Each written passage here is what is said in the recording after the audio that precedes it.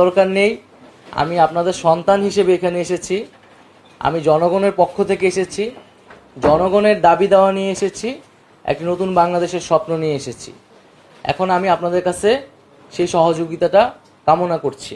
আমরা বিভিন্ন সময়ে গণমাধ্যম কর্মীদের থেকেই শুনেছি বা আরও বিভিন্ন মানুষের কাছ থেকে শুনেছি যে আমাদের এখানে মত প্রকাশের স্বাধীনতার উপর নানাভাবে বাধা তৈরি করা হয়েছে, এবং যেহেতু ফ্রিডম অফ প্রেস যদি না থাকে, ফ্রিডম অফ স্পিচটিও কিন্তু নিশ্চিত হয় না। তো সেই জায়গায় কিন্তু গণমাধ্যমের স্বাধীনতা নিশ্চিত করতে আমাদের কাজ করতে হবে। সেই জায়গায় বিভিন্ন ধরনের আইন এবং বিধিনিষেধ রয়েছে, যেগুলো নিয়ে সমালোচনা রয়েছে। আমাদের এই আইন এবং বিধিনিষেধগুলো কিন্তু পুনর্বিবেচনা করতে হবে, যাতে বাক স্বাধীনতা বা প্রেসের স্বাধীনতা যাতে সেখানে বাধাগ্রস্ত না হয়। দ্বিতীয়ত, আমাদের এই আন্দোলনে ছাত্র জনতা শ্রমিকদের পাশাপাশি কিন্তু প্রচুর সাংবাদিক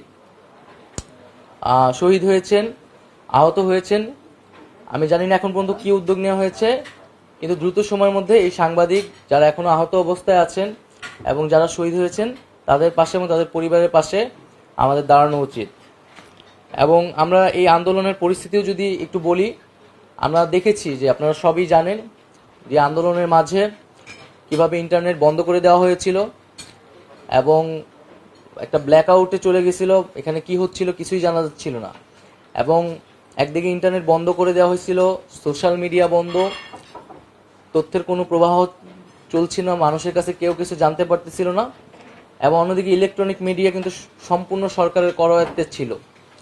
এবং এটা আমি নিজের ব্যক্তিগত অভিজ্ঞতা থেকে বলছি, আমাদের কোনো বক্তব্য কিন্তু একটা সময় সেই সময় প্রচার করা হতো না। আমাদের বিভ্রান্তিকর বক্তব্য বা যেটা আমরা বলিনি এরকম মিসকোট করে প্রচার করা হতো। তারপরও আমরা সেই সময় দেখেছি যে কিছু প্রিন্ট মিডিয়া আমাদেরকে সাপোর্ট দিয়েছে, আমাদেরকে অনেক মিডিয়ার অনেক জায়গা থেকে বিভিন্নভাবে সাপোর্ট দেওয়া হয়েছে। এই আন্দোলনে পুরোটা সময় যারা ফিল্ড লেভেলে কাজ করেছে, রিপোর্টাররা কাজ করেছে, তারা আমাদেরকে নানাভাবে সহায়তা করেছে, এই আন্দোলনে জনগণের পক্ষে থেকেছে।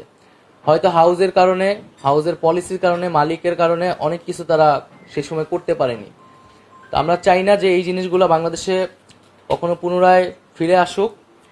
গণমাধ্যম যাতে তার যে স্বাধীনতা, সেই স্বাধীনতা নিয়ে কাজ করতে পারে এবং জনগণের পক্ষে সবসময় কথা বলতে পারে। আমরা যদি গণতন্ত্র চাই, আমাদেরকে গণমাধ্যমের স্বাধীনতা, মানুষের বাক স্বাধীনতা নিশ্চিত করতে হবে। আমি আরেকটি বিষয় উল্লেখ করে শেষ করব, যে সাগররুনি হত্যাকাণ্ড, এই হত্যাকাণ্ড খুবই বেদনাদায়ক, খুবই নির্মম। এবং আমরা জানি এই হত্যাকাণ্ডের বিচার নিয়ে কি পরিমাণ প্রহসন করা হয়েছে, যে বারবার তার প্রতিবেদনগুলা পিছানো হয়েছে।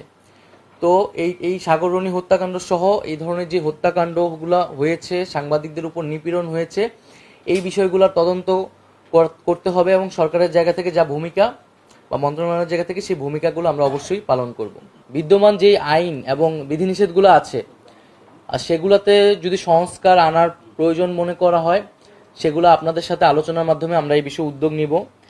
আমরা স্বাধীন গণমাধ্যম কমিশনের কথা প্রাথমিকভাবে ভেবেছি এবং সামগ্রিকভাবে মূলত সাংবাদিক সমাজের সাথে আলোচনা করে আপনাদের বক্তব্যের প্রেক্ষিতে মূলত আমরা এই উদ্যোগগুলো নিতে যাচ্ছি।